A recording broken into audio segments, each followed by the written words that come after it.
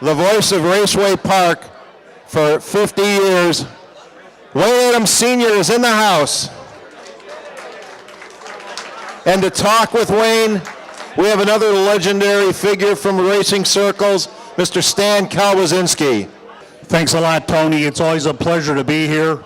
And for the third straight year, it's my pleasure to talk to the legendary Wayne Adams, the longtime voice of Raceway Park. Let's hear it. Wayne Adams with us today in the house.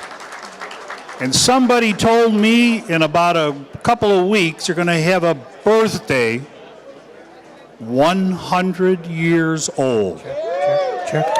Well, that's what they tell me. And so many people have asked me, how can you live to be 100? Well, I don't really know.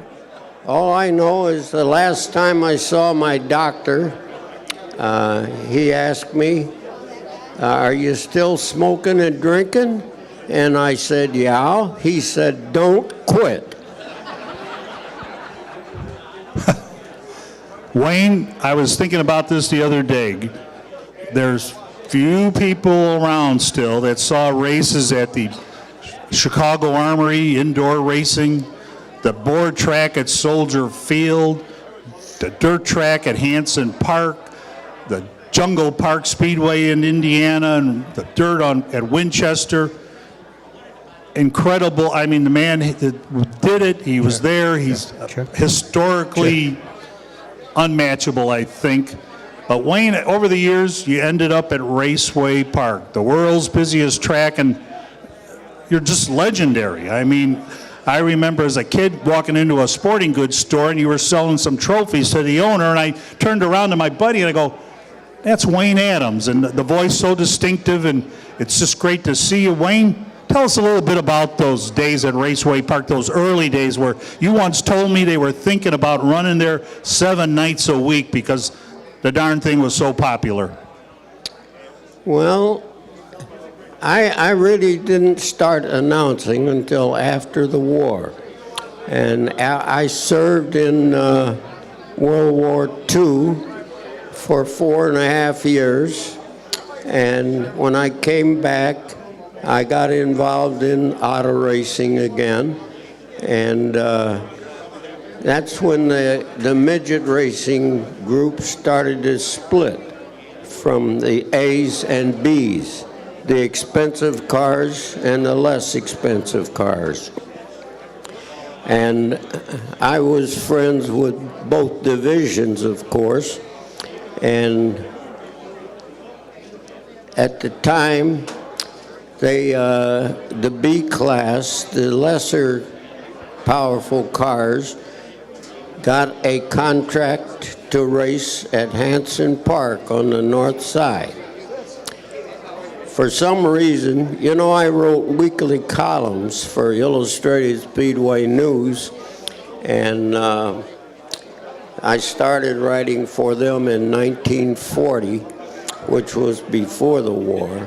After the war, I started writing columns again.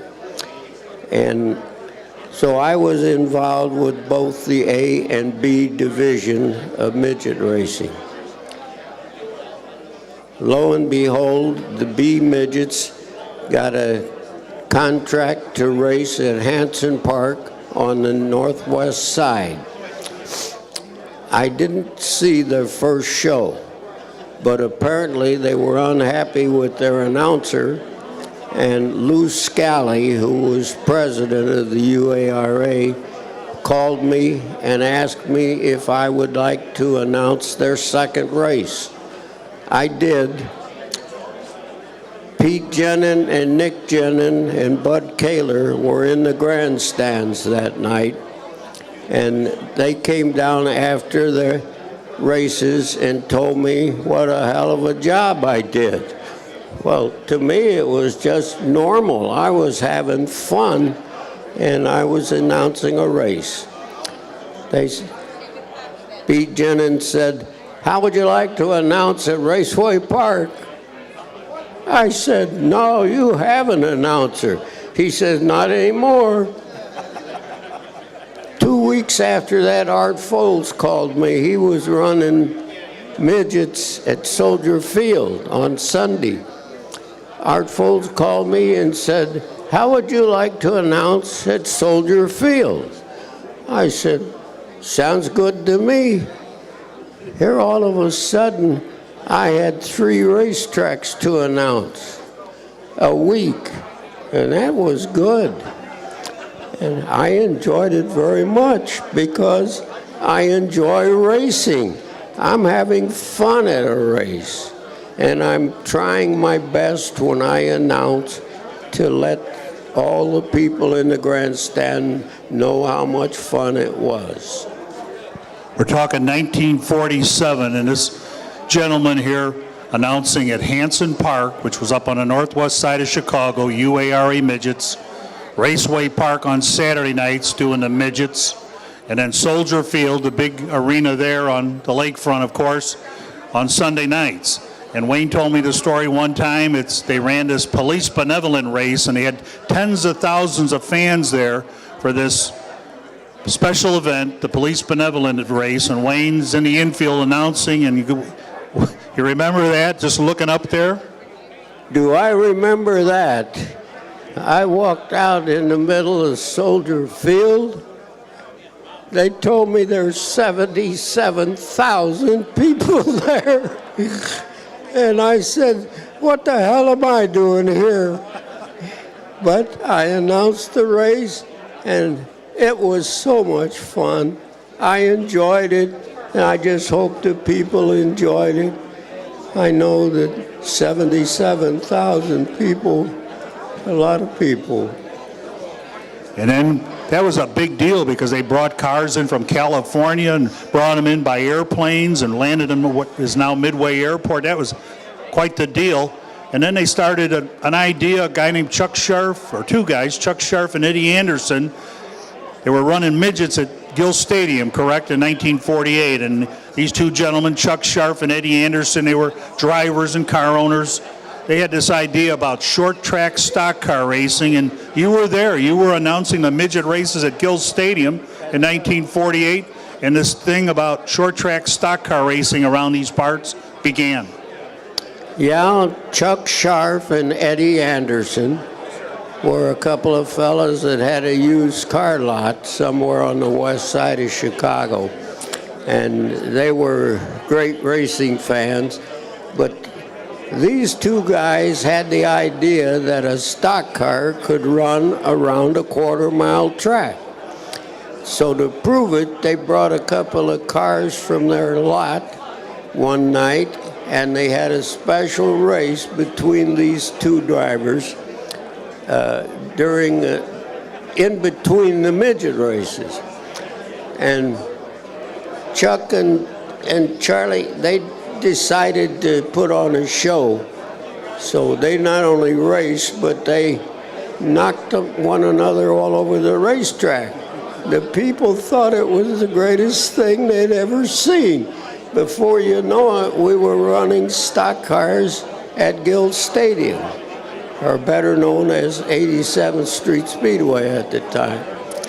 And we continued to run them in 1947, yes, or 48. And then in 1948, at the end of the season, Pete Jenin and Nick Jenin from Raceway Park decided to run a big stock car race after the midget season had ended. And lo and behold, a lot of the midget drivers were now driving in stock cars. And we had a 300-lap race I think it was in late September or early October at Raceway. And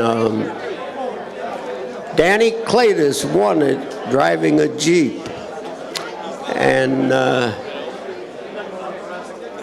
in 1949, Raceway Park decided they would run stock car racing at least once a week. And that worked out pretty well. As a matter of fact, it worked out so well they had to double the seating capacity at Raceway Park. I don't recall what year they put the backstretch stands in, but they could now seat 8,000 people. And they were selling out every night. They'd sell all the tickets every night. And from there, stock car racing just took over. I had the pleasure last night to induct Eddie Anderson and Chuck Scharf into the Illinois Stock Car Hall of Fame, which you are a member of, along with Bud Kaler and Pete Jenin and a whole bunch of other folks from the Chicagoland area.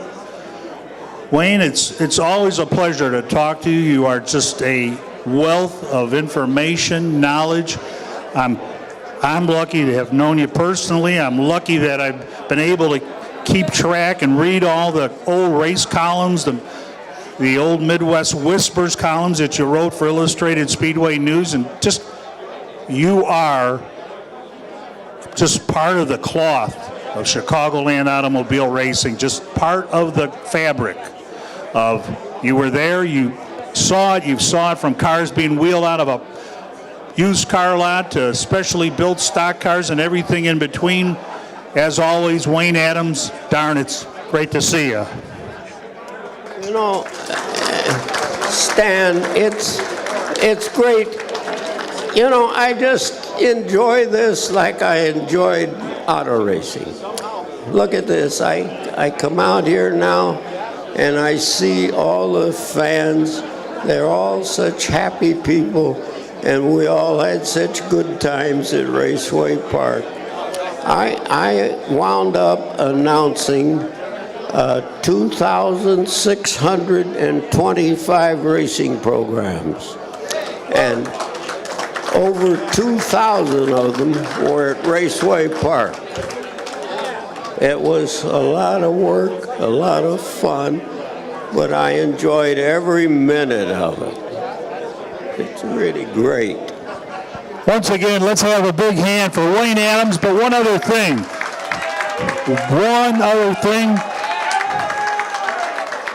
I think the feature's ready to go, or the trophy dash, as they used to say. So how did you used to introduce that trophy dash every night at Raceway Park?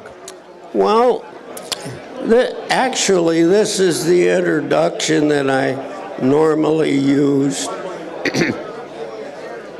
I don't know, my voice is kind of failing today, but if you arrived at Raceway Park early, you would hear me say, "Well, good evening, ladies and gentlemen. Once again, this is Wayne Adams bidding you welcome to Raceway Park, the world's busiest track, on behalf of Pete and Nick Jenin."